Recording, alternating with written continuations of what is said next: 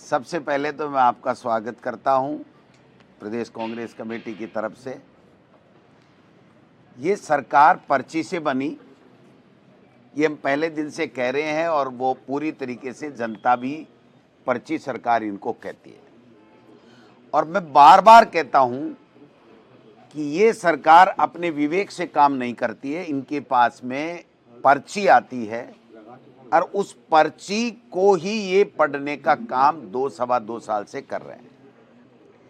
ये जो पर्ची आई है, ये गुजरात मॉडल की पर्ची आई है और दिल्ली से पर्ची आई है। ये सरकारी भाषा नहीं है, संवैधानिक भाषा नहीं है, ये एक राजनीतिक एजेंडे की भाषा है। संवैधानिक भाषा ये हो ही नहीं सकती।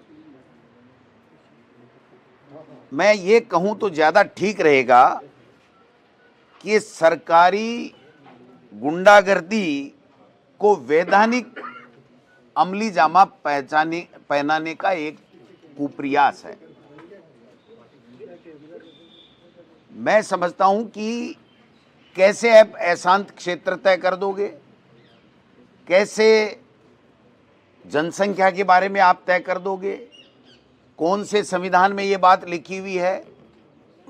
आप केवल शांति नहीं, डर का माहौल पैदा करना चाहते हो। दंगे रोकना नहीं, दंगे भड़काने का काम करना चाहते हो। आप अपनी सरकार की नाकामी को छिपाने के लिए इस तरीके के गुजरात मॉडल को लेकर के आते हो जिसमें भय है, डर है, कहीं भी शांति है नहीं, कहीं संविधान है नहीं। मैं समझता हूं कि आज कहेंगे एरिया डिस्टर्ब है, कल कहेंगे जिला डिस्टर्ब है और परसों पूरा का पूरा लोकतंत्र डिस्टर्ब हो जाएगा। ये इस तरीके का जो प्रयास कर रहे हैं, ये संविधान के खिलाफ है। जो कानून लेकर के आए हैं वो आर्टिकल 300A हमारे संविधान का, जिसमें हर व्यक्ति को अपनी संपत्ति के ऊपर पूरा कानूनी अधिकार प्रदान करता है, उसका उल्लंघन है। ये समानता का जो अधिकार है आर्टिकल 14 संविधान का, उसका उल्लंघन है।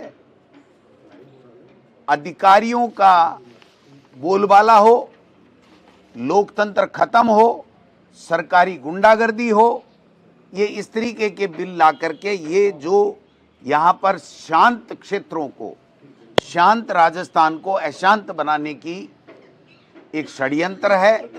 ये षड्यंत्र कभी कामयाब नहीं होगा। आपको पता होगा कि हर कानून के लिए, हर दंगे को रोकने के लिए, शांति व्यवस्था बनाने के लिए आईपीसी में भी प्रावधान है, सीआरपीसी में भी प्रावधान है, आपका पुलिस अधिनियम भी है, दंगा नियंत्रण कानून भी बना हुआ है। सब कुछ मौजूद होते हुए किसी की संपत्ति के ऊपर आप ब्यूरोक्रेसी को बैठाना चाहते हो कि वो तय करेगा। आप बताइए, कोई निवेशक आएगा यहाँ? कोई अपनी प्रॉपर्टी की रक्षा नहीं कर सकता। ये कहीं संविधान में लिखा हुआ है? इसके लिए आप तय कर दोगे कि ये एरिया डिस्टर्ब एरिया है, ये एरिया शांत एरिया है।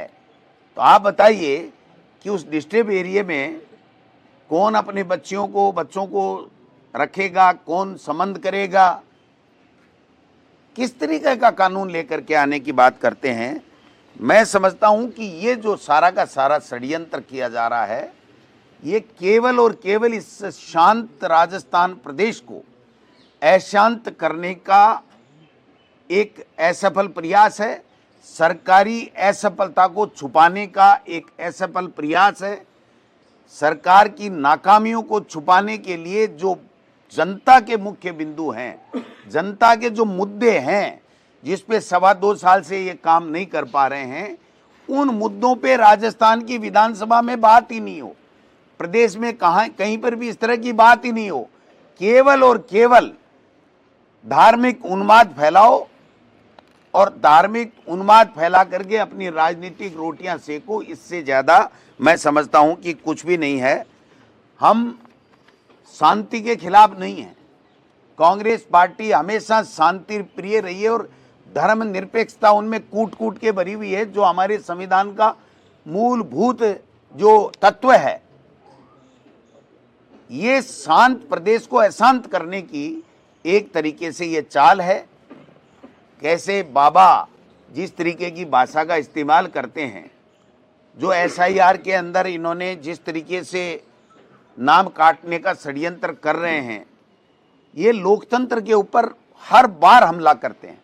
ये संविधान को इसीलिए चेंज करना चाहते थे कि अपना संविधान अपने हिसाब से ये करें, जिससे इनका एजेंडा जो है वो एजेंडा इनका स्थापित हो और यही राज करें, कभी दूसरे का कोई राज आ ही नहीं सके।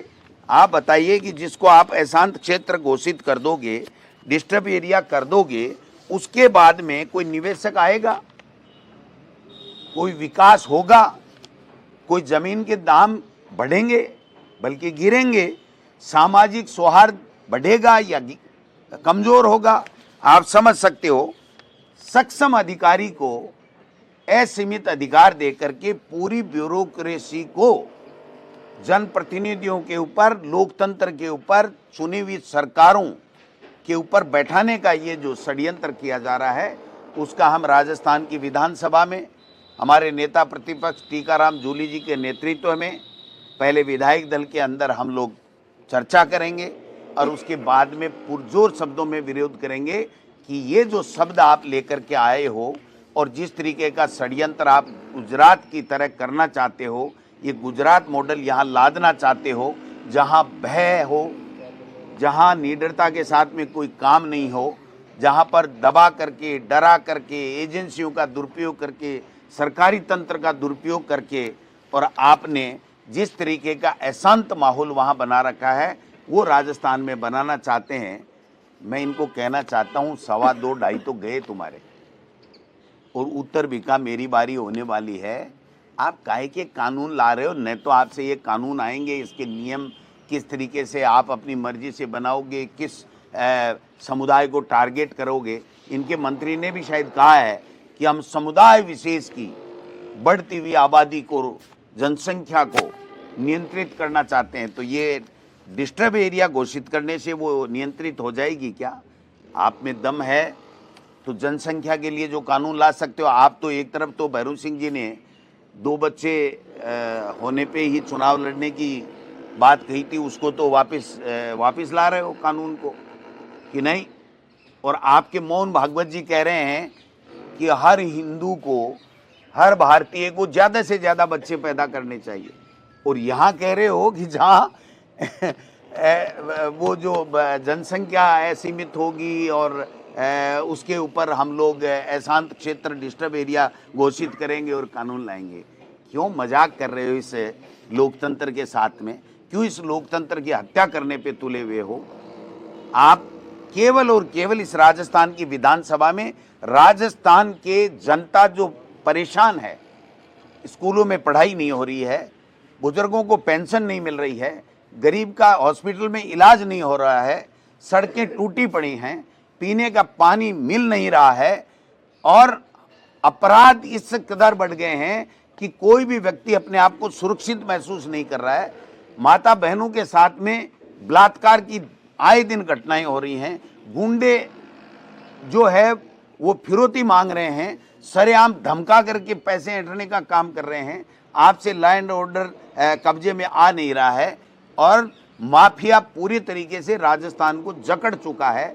उनका इलाज तो आपसे होता नहीं है, और इस तरीके के असंवैधानिक कानून ला करके, असंवैधानिक भाषाओं का इस्तेमाल करके, और आप यहाँ पर केवल दंगे भड़काना चाहते हो और अपनी सरकार की नाकामियों को छुपाने के लिए इस तरीके का आप कारगुजारियां कर रहे हो, जिसको राजस्थान की जनता कभी भी स्वीकार नहीं करेगी। सड़क पे भी लड़ेंगे और सदन पे भी लड़ेंगे। कानून व्यवस्था बनाना सरकार की जिम्मेदारी होती है। दावा कर रहे हैं कि कानून व्यवस्था ठीक